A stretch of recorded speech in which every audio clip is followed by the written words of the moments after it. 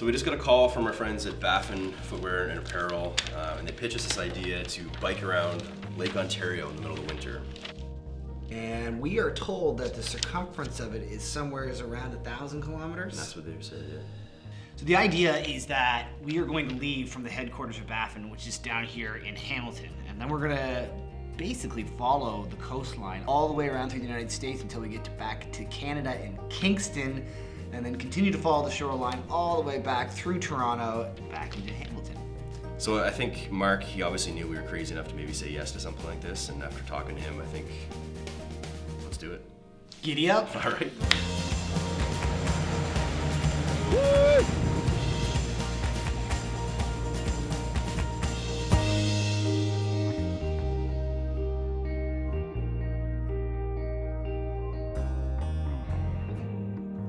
We got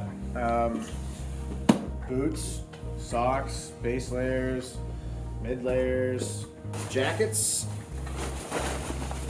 matching pants. It's a face mask. We're like biking, but we're also robbing banks along the way. Is that what's going on? So the nice thing is you've got your Amiki charity sent us each a toque. I love that. Hold that up there for a second. We've partnered with a great charity, Amiki Camping Charity, so we're going to be raising money to send underprivileged kids to summer camp, but we're also stopping at schools along the way and encourage young people to be active and get outside and be healthy. After talking about this for so long, we felt ready to get moving. But as we geared up to leave in the freezing cold, we were feeling a little anxious too.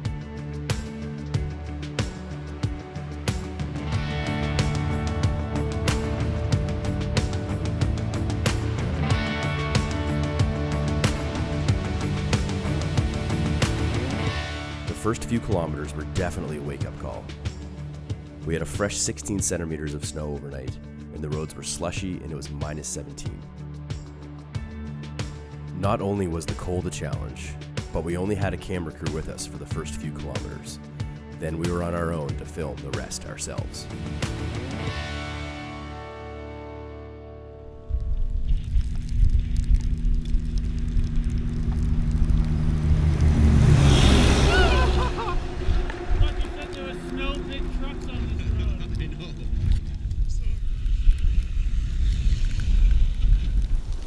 Niagara Falls, and there's America, and there's Canada. Almost there, boys. Woo! All right. Yeah. I am loving biking with a group. I haven't biked with a group of guys since grade 10, grade 9, I don't know. This just takes me back. I feel like a kid again. The first few days, the average temperature was below minus 15, so we were really putting the Baffin gear to the test. With our excitement still fueling us, we managed to put almost 300 kilometers behind us. Even our awesome B&B at the end of day 3 had a pressure washer ready for us. But we were all really looking forward to a solid night's rest.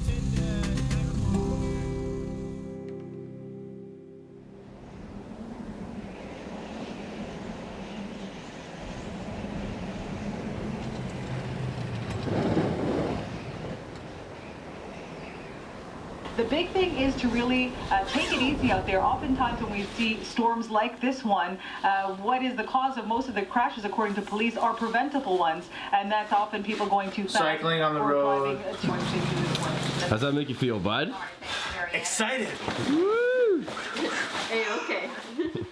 We got snowed in pretty good overnight, and our friend George in town here told us that we got 8 inches of snow. I've always wanted to do that dramatic pan to the camera. A little bit anxious today. I mean, waking up and seeing all the snow. I don't know what today's going to be like once we do get onto the road. Realistically, we're probably looking at around 11 o'clock departure time this morning, and we'll see what happens.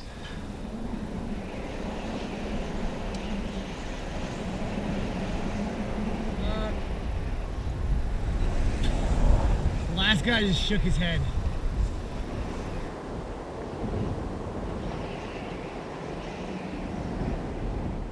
The roads were brutal, and we had to ask ourselves if being on a bike was too dangerous. But we moved along slowly and were extra careful, making sure to get off the roads when we didn't feel safe. How you feeling? Loving every minute of it.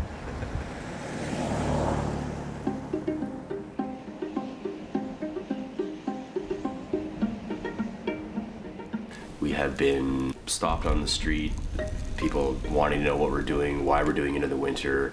My favorite quote so far was this guy came out of this little pub. He was like, you know, everyone in there is saying you're crazy.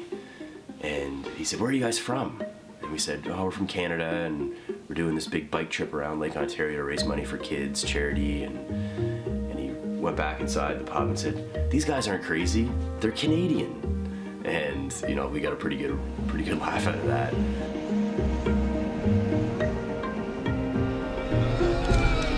The dirtiest ride ever. Those snow squalls blowing in was pretty crazy. Like I said, I've never biked in weather like that. I didn't know you could bike in weather like that. But lo and behold, we biked.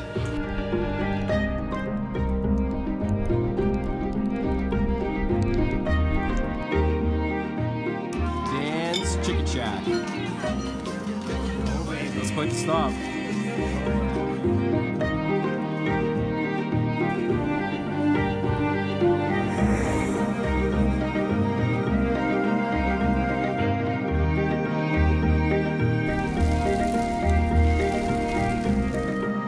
Almost there, boys.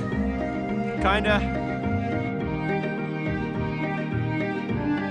Crossing back into Canada felt good. It marked the halfway point of our trip, and we had found a really solid rhythm and felt like we were cruising along.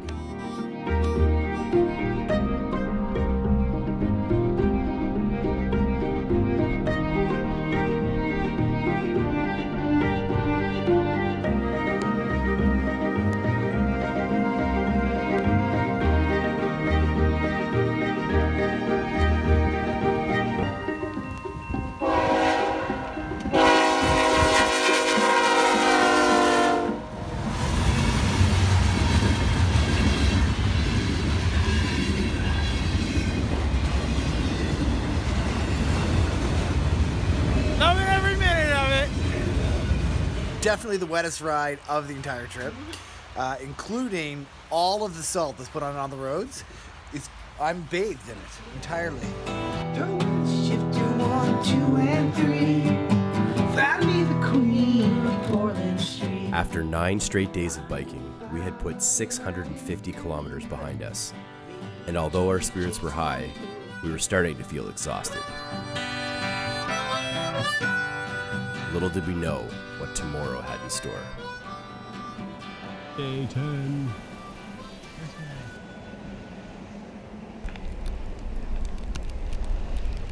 We chose the scenic route because the forecast was promising. But once the weather took a turn, the roads became almost impassable.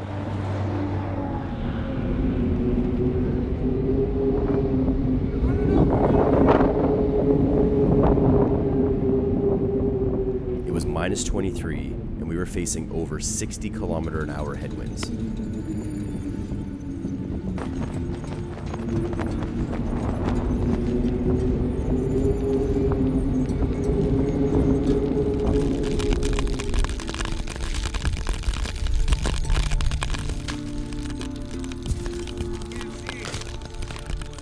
The route also took us through bike trails, which turned out to be unplowed, so we had to push our bikes for hours.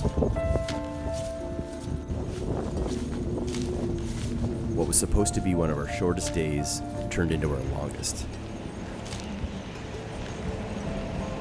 By the end of the day, I was genuinely dreading getting on the bike the following morning.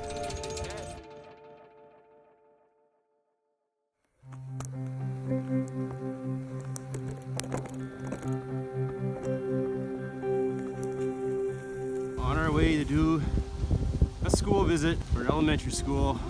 We had one of our many school stops that morning, and the kids, as they always do, reminded us that winter is awesome. Well, B is for biking on a sweet winter's day. Put on a helmet and we're off and away. Biking is great when you have to go far, and it's way more fun than just taking a car. We just had a really cool moment there. One of the little girls came up to us after the school reading and said, "Thank you. I went to an Amiki camp last year and had the best time of my life." She was so excited to tell us that. Honestly, that's what we needed to hear. That's why we're doing this. Let's go finish this bike ride.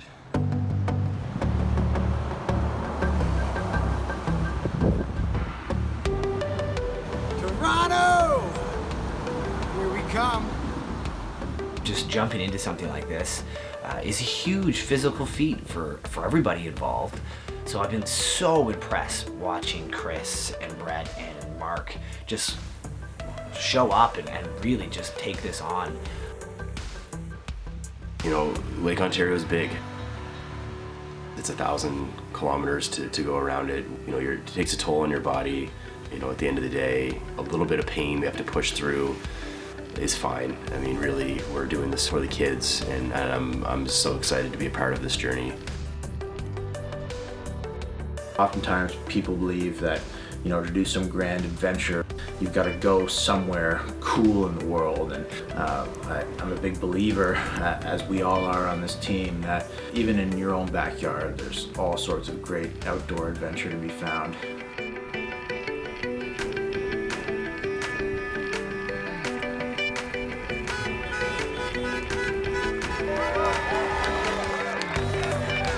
Finishing felt amazing, but we were all sad this adventure was over. It just goes to show you how much fun can be had in the winter if you just embrace it.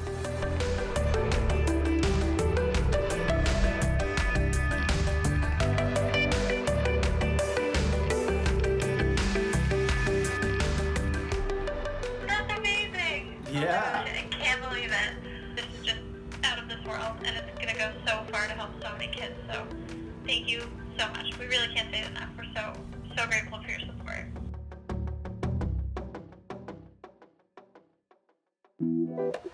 So how many flats is this? How many times have we stopped? It's number 4. In what, a day? 24 hours.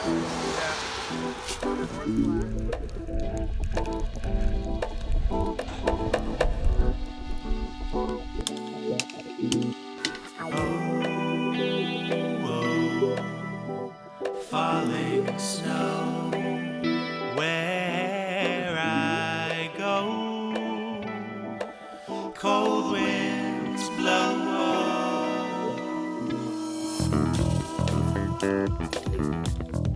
I'm not a one-trick pony. You remember that.